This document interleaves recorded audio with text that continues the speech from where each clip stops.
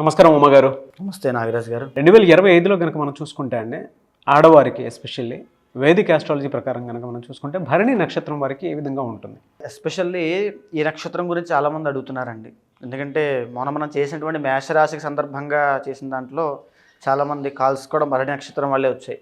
So Bharani నక్షత్రం గురించి చెప్పాలంటే శుక్రుడు యొక్క నక్షత్రం అండి. యముడు అధిపతి, కుజుడు అధిష్టాన గ్రహం అవుతాడు. భరణి యోని త్రీని అంటారు నాగరాజ్ గారు. అంటే యోని ఆకృతిలో ఈ యొక్క నక్షత్రాలు 3 కలిసి ఉంటే దాన్ని భరణి నక్షత్రంగా గుర్తిస్తారు ఆకాశంలో.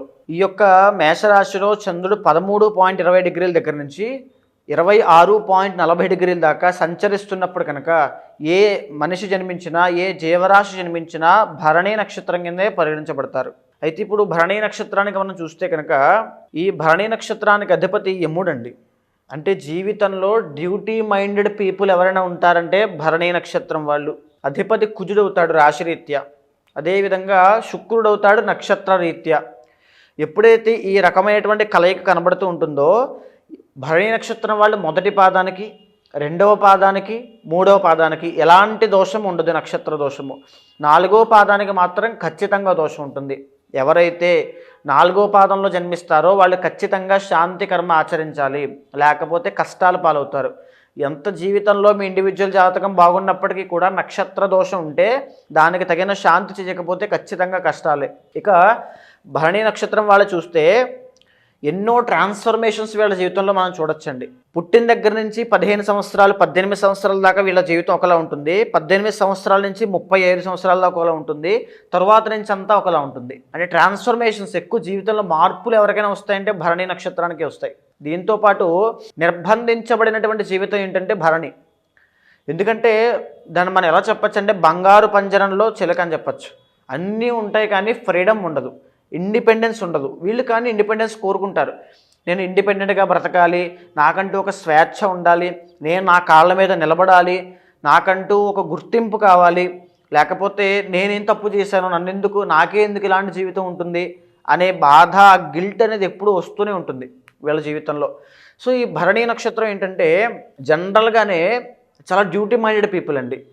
ధర్మం వైపే నిలబడతారు, ఆధ్యాత్మికత, వైరాగ్యము, పైగా కోరికలు కూడా ఎక్కువ ఉంటాయి. ఈ యొక్క చెప్పాను ట్రాన్స్ఫర్మేషన్స్ అని చెప్పాను కదా నాగరాజు గారు. ఈ ట్రాన్స్ఫర్మేషన్స్లో ఈ ఆడవాళ్ళకి, భరణి నక్షత్రం వాళ్ళకి ఒక 20 సంవత్సరాల దాకా జీవితం ఒకలా ఉంటుంది. పెళ్ళైన తరువాత భరణి నక్షత్రానికి 99.8% ఖచ్చితంగా డైవర్స్ కేసులు ఎక్కువ ఉంటాయి. మీరు చూడొచ్చు కావాలంటే, కింద కమెంట్స్లో కూడా కమెంట్ చేయండి కావాలంటే. భరణి నక్షత్రం వాళ్ళకి ఎక్కువ వైవాహిక జీవితంలో సమస్యలు ఉంటాయి. వీళ్ళకి ఆ రకమైనటువంటి సక్సెస్ఫుల్ మ్యారీడ్ లైఫ్ అనేది లేదు. భరణి అదొక శాపము. సో వీళ్ళు ఏంటంటే ఎప్పుడైనా మీకు ఇచ్చే ప్రికాషన్ ఏంటంటే మీ మ్యారీడ్ లైఫ్లో కనుక ఎవరైనా థర్డ్ పర్సన్ వస్తున్నారంటే, ఏదర్ మీరు ఆడవాళ్ళైనా మగవాళ్ళైనా, మీరు ఆడవాళ్ళకి నేను చెప్తున్నానమ్మా, ఖచ్చితంగా మీ జీవితంలోకి ఎవరైనా వేరే వ్యక్తి భర్త కాకుండా వస్తున్నారు, ఒక స్నేహితుల్లాగా అయినా, ఒక శ్రేయోభిలాషిలాగా అయినా సరే కట్ చేసేయండి. అది చాలా దూరం వెళ్ళిపోతుంది. అదే వైవాహిక జీవితంలో సమస్యలకు పునాది అవుతుంది, బీజం అవుతుంది. ఆ విషయంలో చాలా చాలా చాలా జాగ్రత్తగా ఉండాలి. ఎక్కువగా భరణి నక్షత్రం వాళ్ళకి లవ్ మ్యారేజ్ చేసుకునే అవకాశం ఉంటుంది. మొదటి సంబంధము అరేంజ్డ్ మ్యారేజ్ అయినా, సెకండ్ వచ్చేసరికి వీళ్ళకి లవ్ మ్యారేజ్, ఇష్టపడిన వ్యక్తులు, కలిసినటువంటి స్నేహితులు పరిచయంగా మారి లవ్గా మారి అలా పెళ్లి చేసుకోవడం, ఇవన్నీ ఎక్కువ చూడొచ్చు. కానీ ఒరిజినల్గా భరణి నక్షత్రం వాళ్ళు చాలా మంచివాళ్ళు, నిజాయితీ పరులు, ధర్మానికి ఎక్కువ విలువిస్తారు. సొంత మనుషులు తప్పు చేసినప్పటికీ కూడా తప్పే అని చెప్పేటువంటి నక్షత్రము. యముడు అధిపతి కదండి. యముడు అంటే ఏంటి? Duty minded, duty God. ఏ ఒక పని బాధ్యతని అప్పగిస్తే భరణి నక్షత్రం వాళ్ళకి అది పూర్తయ్యేంత వరకు వదలరు. వాళ్ళ పని ఇచ్చామంటే అది అయిపోయినట్టే, లేకపోతే మనకంటే ఎక్కువ వాళ్ళే ఫీల్ అయిపోతారు. వాళ్ళ దగ్గర డబ్బులు తీసుకున్నాం అనుకోండి, వాళ్ళు ఇచ్చేలోపు వాళ్ళే ఎక్కువ ఫీల్ అయిపోతుంటారు, మనం అడగక్కర్లేదు. అలాంటి భరణి నక్షత్రం వాళ్ళు అనమాట. సో వీళ్ళకి భరణి నక్షత్రం వాళ్ళకి జనరల్గానే కోరికలు ఎక్కువ ఉంటాయి. వైవాహిక జీవితంలో ఎక్కువ కోరికలు ఉంటాయి. నాకు అలాంటి హస్బెండ్ కావాలి, ఇలాంటి హస్బెండ్ కావాలి, అంత హైట్ ఉండాలి, అంత తెల్లగా ఉండాలి, మంచి హెయిర్ స్టైల్ ఉండాలి. సో ఇది భరణి నక్షత్రం అండి. ఆ కోరికల్ని కాస్త అదుపు చేసుకున్నట్లయితే జీవితం చాలా సాఫీగా వెళ్తుందండి. సో వీళ్ళకి ఎక్కువగా మంచి క్రియేటివ్ ఫీల్డ్స్లో, ఫార్మాస్యూటికల్స్లో, మోడలింగ్లో, ఎందుకంటే శుక్రుడు అధిపతి వహిస్తాడు కాబట్టి చాలా అందంగా ఉంటారండి వీళ్ళు. ముఖ వర్చస్సు కూడా చాలా అద్భుతంగా ఉంటుంది, అట్రాక్ట్ చేయగలుగుతారు. ఎక్కడికైనా వీళ్ళు ఫంక్షన్స్ కానీ లేకపోతే 10 మంది మధ్యలోకి వెళ్ళారనుకోండి, నేను సెంటర్ ఆఫ్ అట్రాక్షన్ అవ్వాలి, నేను అందరికీ అందంగా కనబడాలి, నేను అందరూ గుర్తించాలి, గుర్తుపట్టాలి అనే ఆకాంక్ష ఎక్కువగా ఉంటుంది బాగా. వీళ్ళ మీద వీళ్ళకి సెల్ఫ్ లవ్ చాలా ఎక్కువ. బయట వాళ్ళని ప్రేమిస్తారు లేదు పక్కన పెడితే, వీళ్ళ మీద వీళ్ళకి చాలా సెల్ఫ్ లవ్ ఎక్కువ. వాడు చాలా అందంగా తయారవ్వాలి అంటే మార్నింగ్ లేచి అద్దం చూసుకుని, రాత్రి పడుకునే ముందు అద్దం చూసుకుని ఇంకా ఆ రకంగా ఉంటారు. అలంకార ప్రియులు. ఒక విష్ణుమూర్తి ఎలా అయితే అలంకార ప్రియుడో అలా భరణి నక్షత్రం వాళ్ళ అలంకార ప్రియులు. ఇకపోతే వీళ్ళకి modellings, beauticians, creative fields, acting, తర్వాత చెప్పాలంటే అండి interior designing works, furniture shops. ఈ భరణి నక్షత్రం వాళ్ళకి ఫర్నిచర్ షాప్స్, లగ్జరీ ఐటమ్స్ అండి. ఒక పెద్ద పెద్ద కార్లు, luxury bikes, luxury cosmetics, luxury products, ఏది వీళ్ళ వ్యాపారంగా మార్చినా అద్భుతమైనటువంటి ఫలితాలు ఉంటాయి. అదేవిధంగా ఇంకా చెప్పాలంటే మెడికల్ ఫీల్డ్లో అద్భుతమైనటువంటి ఫలితాలు ఉంటాయి. ఒక మ్యానుఫ్యాక్చరింగ్ యూనిట్స్ అండి, ఒక కిచెన్కి సంబంధించిన యుటెన్సిల్స్, ఏదైతే పదార్థాలు ఉంటే వాటిని తయారు చేసేటువంటి కేంద్రాలు తయారు చేయడము. లేకపోతే ఇంకా చెప్పాలంటే కుజుడు ఆధిపత్యం వహిస్తున్న డాక్టర్ ఫీల్డ్స్లో వీళ్ళు చాలా బ్రహ్మాండంగా రాణిస్తారు. కానీ విద్య విషయంలో మాత్రము కాస్త ఇబ్బందులు ఉంటాయి, ఆటంకాలు వచ్చే అవకాశాలు ఎక్కువ ఉంటాయి, గ్రోత్ ఉండదు. వీళ్ళు ఎక్సలెంట్గా పెర్ఫామ్ చేయగలిగినా వీళ్ళకి పరిస్థితులన్నీ విద్య ఆపడానికి ఎక్కువ ఫోర్స్ చేస్తుంటాయి. చదవనివ్వకుండా, పిహెచ్డీ చేయనివ్వకుండా, ఇంట్లో వద్దనడము, బయట వాళ్ళు వద్దనడము, ఈ ఆడవాళ్ళకి చాలా సమస్యలు వస్తాయండి. వీళ్ళ కాన్సన్ట్రేషన్ సడన్గా లాస్ అవ్వడము, లేదా పిహెచ్డీ జరిగి ఎక్సలెంట్గా వీళ్ళు పెర్ఫామ్ చేసినప్పటికీ ఒక సరైనటువంటి ఉద్యోగం రాకపోవడము. రిలేషన్షిప్లో ఎలా ఉంటుంది సార్ వీళ్ళకి? రిలేషన్షిప్ బాగుంటుందండి, బాగుంటుంది. లవ్ మ్యారేజ్ చేసుకునే అవకాశం ఎక్కువ ఉంటుంది. రిలేషన్షిప్లోకి వెళ్ళిన తరువాత అంటే యాక్చువల్గా చెప్పాలంటే నాగరాజ్ గారు వీళ్ళకి ఎక్కువగా డైవర్స్ శాతం ఎక్కువ ఉంటుంది. సో వీళ్ళ దోషాన్ని ఖచ్చితంగా క్లియర్ చేసుకోవాలి, లేకపోతే మెంటల్ టార్చర్ అండి, ఖచ్చితంగా మెంటల్ టార్చర్ ఉంటుంది. దాంతోపాటు ఎప్పుడైతే సెకండ్ రిలేషన్లోకి వెళ్తారో అద్భుతమైనటువంటి సంతోషాన్ని, సుఖాన్ని, సౌఖ్యాన్ని, ఆనందాన్ని పొందుతారు. అక్కడి నుంచే ఫైనాన్షియల్ సపోర్ట్ అందుతుంది, అక్కడి నుంచే ఆస్తి కూడా కలిసి వచ్చేటువంటి అవకాశాలు ఉంటాయి. అక్కడి నుంచే వీళ్ళ జీవితం ఇంకొక మెట్టికి టర్నింగ్ పాయింట్ తీసుకుంటుంది. అది భరణి నక్షత్రము. సో మొదటి వివాహము భరణి నక్షత్రం వాళ్ళు కాస్త ఆచితూచి చేసుకోండి, ఇష్టం ఉంటేనే చేసుకోండి, అనవసరంగా విషయాల్లో ఇబ్బంది పడద్దు. ఇండివిజువల్ జాతకంలో సప్తమ స్థానాన్ని మాంగళ్య దోషము, కుజదోషము, కాలసర్ప దోషం ఉంది అని అంటే, ఏ శని భగవాను దృష్టి సప్తమ స్థానం మీద పడుతుంది అని అంటే ఖచ్చితంగా మీ భరణి నక్షత్రం వాళ్ళకి చాలా ఇబ్బందులు వస్తాయండి, మీరు భరించలేని ఇబ్బందులు వస్తాయి. ముందుగానే కొన్ని పరిహారములు ఉంటాయి, కుంభ వివాహము లాంటివి, తర్వాత మాంగళ్య దోష నివారణ చేసేటువంటి పాశుపత పూజలు లాంటివి ఇవన్నీ ఉంటాయి. అవి తప్పకుండా ఆచరించిన తరువాతనే పెళ్లి చేసుకోండి, లేకపోతే చాలా ఇబ్బందులు పడతారు. ఓకే. అంటే వీళ్ళకి చెప్పచ్చు అంటే మీ నాగరాజు గారు ఆరోగ్య సమస్యలు అండి ఎలాంటివి వస్తాయంటే ఎక్కువగా వైరల్ ఫీవర్స్, బాడీ ఫిజికల్గా చాలా వీక్ అయిపోతుంది, వీళ్ళకి చాలా సెన్సిటివ్ బాడీ చెప్పాలంటే.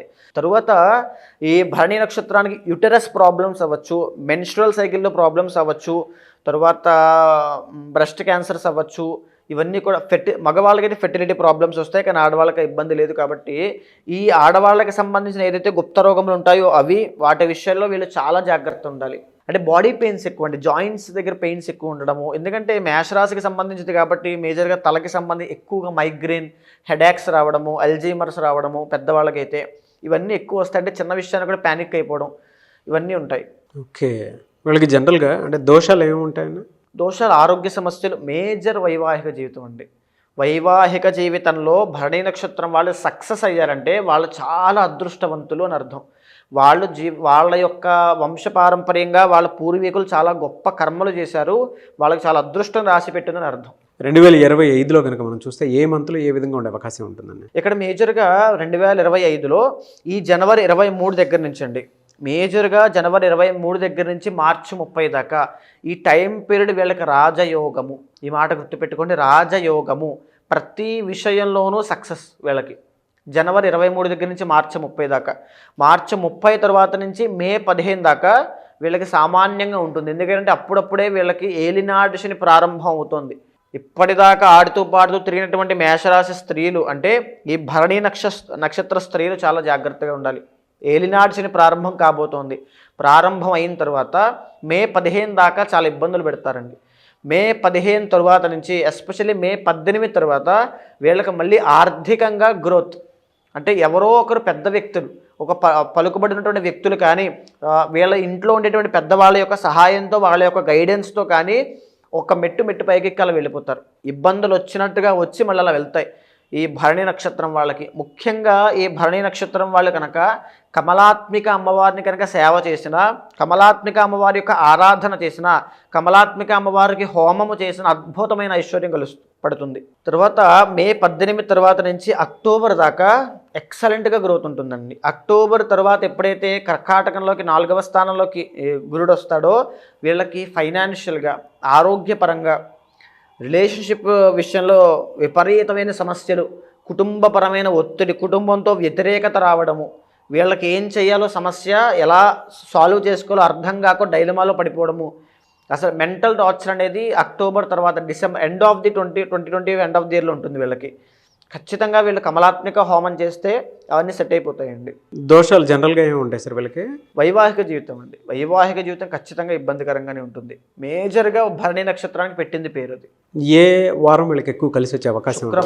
శుక్రవారము, సోమవారము, ఈ 2 వారాలు. సోమవారం కూడా వీళ్ళకి అదృష్టాన్ని తెచ్చిపెడుతుంది.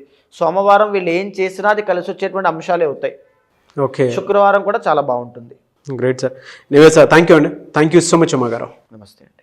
ఏవైతే మీరు మాట్లాడటం జరిగిందో వాటికి సంబంధించినటువంటి వాటిలో ఏదైనా చిన్న దోషం ఉన్నా, లేదా పరిహారాల కోసం అని చెప్పేసి పూజల కోసం, హోమాల కోసం, లేదా మంచి లగ్నం కోసం, లేదా కొంతమందికి ఏంటంటే సంతానానికి సంబంధించినటువంటి ఇష్యూస్ ఉంటాయి. కొంతమందికి ఏంటంటే వ్యాపారం ఏదైనా మంచి టైంలో ప్రారంభించాలనుకుంటారో, వారి పేరు వాళ్ళని బట్టి ముందుకెళ్ళాలి అనుకునేటువంటి వాళ్ళు ఉంటారు. కొంతమంది మంచి ముహూర్తం కోసం, పెళ్ళిళ్ళ సీజన్ ఇది, దానికి సంబంధించింది కూడా కావాలనుకునేటువంటి వాళ్ళు ఉంటారు. మిమ్మల్ని వీడియోస్ చూసిన తర్వాత అప్రోచ్ అవ్వాలి అనుకునేటువంటి వాళ్ళకి మీరు ఏం చెప్తారు? అపాయింట్మెంట్ ఇస్తారా? ఎలా అప్రోచ్ అవ్వాలి? తప్పకుండా అండి. ఇప్పుడు నేను చెప్పినటువంటివన్నీ కూడా గోచార ఫలితములు, అదేవిధంగా జ్యోతిష్ శాస్త్రంలో చెప్పబడిన బ్లూ ప్రింట్ అండి నేను చెప్పింది.